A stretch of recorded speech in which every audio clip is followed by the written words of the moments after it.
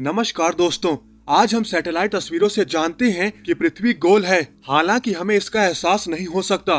ये विचार अपेक्षाकृत काफी पुराना है। कोलंबस की यात्रा से पहले ये विचार कि पृथ्वी गोल है प्राचीन यूनानी काल से चली आ रही है। अरस्तु जैसे विद्वानों का मानना था कि पृथ्वी राउंड शेप में है, जबकि हम जानते हैं कि पृथ्वी राउंड शेप में है, लेकिन यह परफेक्ट स्फीयर नहीं है। एक परफेक्ट स्फीयर होने के बजाय कुछ पॉइंट्स पर वाइड्स है। पृथ्वी के इरेगुलर स्फीयर शेप के लिए कई फैक्टर जिम्मेदार हैं। इनमें सेंट्रीफ्यूगल फोर्स, ग्रेविटी और जियोलॉजिकल फीचर शामिल हैं। पूरे इतिहास में कई लोगों ने पृथ्वी के शेप का अध्ययन किया है और डिफरेंट कल्चर्स में पृथ्वी कैसी दिखती है इसके बारे में अलग अलग धारणाएं हैं। कुछ संस्कृतियों का मानना था कि पृथ्वी एक चपटी शेप की है, जबकि अन्य संस्कृतियों ने पृथ्वी को एक चक्रीय आकृति के रूप में देखा है। एंशिएंट इजिप्शियन का मानना था कि पृथ्वी चपटी है। मेसोपोटामिया में आम धारणा यह थी कि पृथ्वी एक चक्रीय आकार की है। प्राचीन ग्रीस में पाइथागोरस और अरस्तु जैसे विद्वानों ने यह विचार प्रस्तुत किया कि पृथ्वी में वॉल्यूम हो सकता है। हालांकि प्राचीन यूनानी इस बात से सहमत नहीं थे कि पृथ्वी एक राउंड स्फीयर है। फॉर एग्जाम्पल, प्लेटो ने पृथ्वी को क्यूब के रूप में देखा था, जबकि पाइथागोरस और अरस्तु का मानना था कि पृथ्वी एक गोला है। दोस्तों, 6ठी शताब्दी ईसा पूर्व में फिलोसोफर पाइथागोरस ने ऑब्जर्व किया कि अन्य ग्रह शेप में स्फेरिकल हैं और उनका मानना था कि पृथ्वी भी एक गोला हो सकती है। बाद में 4ठी शताब्दी ईसा पूर्व में अरस्तु ने पृथ्वी के साइज को मापने के लिए पृथ्वी की परिधि का उपयोग करने की कोशिश की। पृथ्वी के शेप की अवधारणा समय के साथ विकसित हुई है और आज अधिकांश लोग इस बात से सहमत हैं कि पृथ्वी गोल है। आज हम सैटेलाइट इमेजेस से धरती के राउंड स्फीयर को देख सकते हैं, लेकिन सैटेलाइट इमेजेस और धरती के ग्रेविटेशनल फील्ड की मेजरमेंट हमें दिखाती है कि धरती एक परफेक्ट स्फीयर नहीं है। इसके बजाय ये ऑब्लेट स्फीरॉइड शेप है।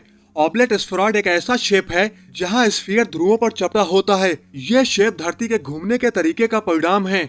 अब चूंकि धरती ध्रुवों के चारों ओर घूमती है, इसलिए जब धरती घूमती है तो बाहरी किनारों को अंदर की सभी चीजों की तुलना में तेजी से घूमना चाहिए। फॉर एग्जाम्पल, सोचिए कि पंखे का बाहरी किनारा भीतरी हिस्से की तुलना में कितनी तेजी से चलना चाहिए। तो अगर बात करें धरती की, तो पृथ्वी पर बाहर की ओर लगने वाला फोर्स सेंट्रीफ्यूगल फोर्स है। सेंट्रीफ्यूगल फोर्स धरती की धुरी से दूर बाहर की ओर बढ़ता है। ये भूमध्य रेखा पर ग्रेविटी के डायरेक्शन के बिल्कुल अपोजिट है। तो जैसे ही धरती घूमती है, गुरुत्वाकर्षण किनारों को अंदर रखता है, लेकिन मैटर स्वाभाविक रूप से बाहर आना चाहता है, जिसके परिणाम स्वरूप भूमध्य रेखा में थोड़ा सा उभार है। पृथ्वी ऊपर या नीचे की तुलना में बीच में 0.3% अधिक मोटी है। दोस्तों, यहाँ पर अन्य ग्रेविटेशनल फोर्स भी काम कर रहे हैं। ग्रेविटेशनल फोर्स हर ऑब्जेक्ट के लिए समान नहीं होता। किसी ऑब्जेक्ट का मास उस ऑब्जेक्ट के ग्रेविटेशनल फोर्स को निर्धारित करता है। बड़े ऑब्जेक्ट्स में गुरुत्वाकर्षण खिंचाव अधिक होगा। सूर्य इतना बड़ा है कि वह पृथ्वी को अपनी ओर खींचता है, और यही वजह है कि पृथ्वी और अन्य ग्रह सूर्य की ओर परिक्रमा करते हैं। चंद्रमा भी पृथ्वी पर ग्रेविटेशनल फोर्स लगाता है। जियोलॉजिकल फीचर्स भी पृथ्वी के शेप की इरेगुलरिटीज में कंट्रीब्यूट करती हैं। एक परफेक्ट स्फीयर में पृथ्वी की तरह पहाड़ और समुद्री खाइयां नहीं होंगी। धरती पर ऐसे पहाड़ हैं जो ग्रह की सतह से लगभग 30,000 फीट तक ऊंचे हैं, और वहीं समुद्री खाइयां भी हैं जो 36,000 फीट नीचे तक गोता लगाती हैं। इसके अलावा धरती का समुद्र स्तर अनियमित शेप का है, और समुद्र की सतह पर पहाड़ियां और घाटियां भी हैं। ये सभी जियोलॉजिकल फीचर धरती की सतह को एक परफेक्ट स्फीयर बनने से डिस्टॉर्ट करती हैं। ग्रह की सतह का निर्माण करने वाले फिनोमिना के कॉम्बिनेशन से ग्रह की सतह भी निरंतर परिवर्तन के अधीन रहती है।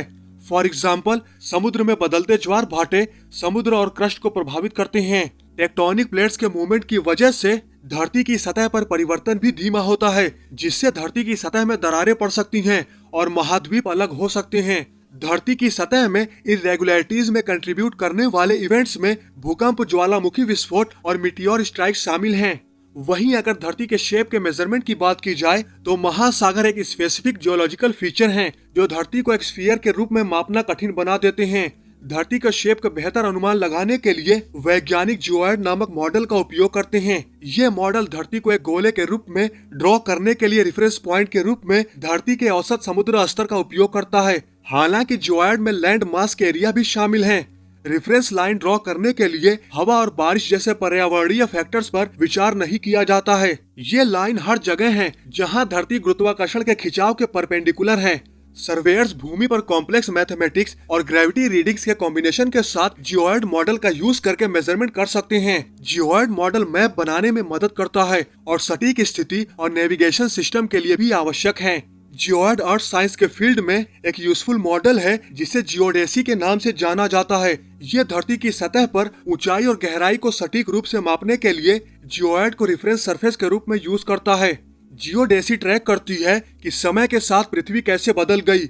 सदियों से भूमि में वृद्धि हुई है, महासागर बदल गए हैं और पूरे महाद्वीप खिसक गए हैं। जियोडेसी जियोइड मॉडल का यूज करके इन परिवर्तनों को ट्रैक करता है। आज के समय में वैज्ञानिक धरती की भौगोलिक विशेषताओं को ट्रैक करने के लिए विभिन्न तरीकों का यूज करते हैं।